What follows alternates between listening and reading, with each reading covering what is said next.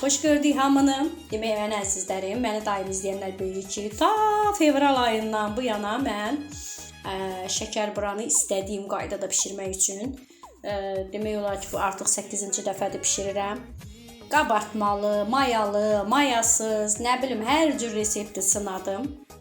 Və bu dəfə keçən il bişirmişdim və çox sevmişdim. Peçeniye kimi, deyim ki, bayatlamayan, ovum gedən bu resept Vüsalənin şirniyyatları yazırsınız. Vüsalə Allah verdiyə olan bu resepti keçəndən sevirdim. Su ilə şəkərbura. Axır ki, istədiyim nəticəni aldım. Yenə də köhnə sobada bişirdim. Bu arada mənim dostluğumda bir mənasız həyat adlı bir xanım var. O da mənə məsləhət görmüşdü ki, şəkərburanı 130 dərəcədə alt gözün üstə dəmir qoy, orada bişir, yəni setkada. Heç vaxt yuxarı qaldırma.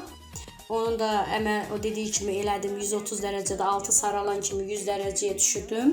Amma yenə də mən biraz orta gözdə üzərində vərəq qoyub, yəni pişmə kağızı qoyub. Çünki məndə sobada bir problem var, bunu hamı bilir. Bir azca kənarlarında həmişə çiy saxlayır. Neysə, bugün axırba fikir versiniz, bu da bir damcı qalıb. Amma çox qəşəng alındı. Baxın, qoy bir dənə sizə naxşı göstərim. Nə naxışları itdi. İnan ki, içində indi sizə kəsib göstərirəm. Şəkərbura ümumiyyətlə pişəndən bir gün sonra super olur.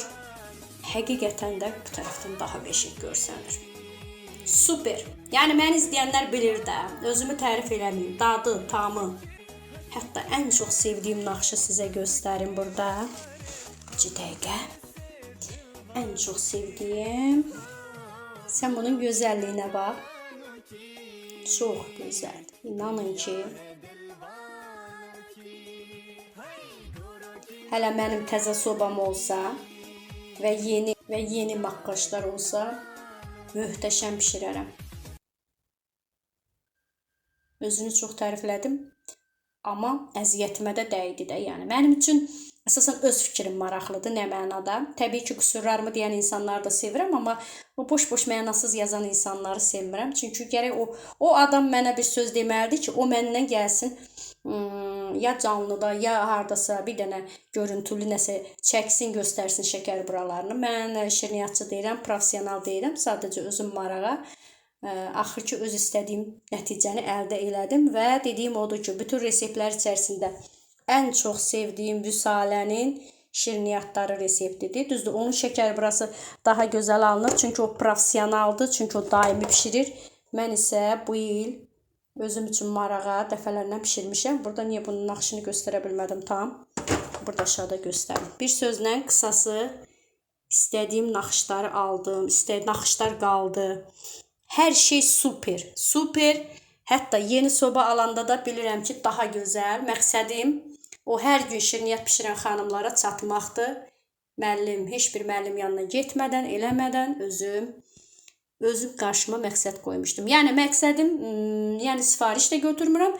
Sadəcə olaraq özümü şəkərbura üzrə, belə deyək də, təkmilləşdirmək idi. Və mənə elə gəlir ki, o nəticəni də aldım. Bax, belə, ürək sözlərimi dedim. Siz də yazın, sözlərinizi deyin. Bu arada sobam 10 illik sobadır. Təzə soba olsa daha da gözəl olar.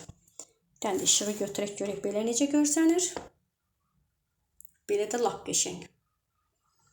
Gözəl də gözəl. Vallahi gözəl. Dadı tamı da ki, heç kimin şəkərburasına dəyişmərəm. Super.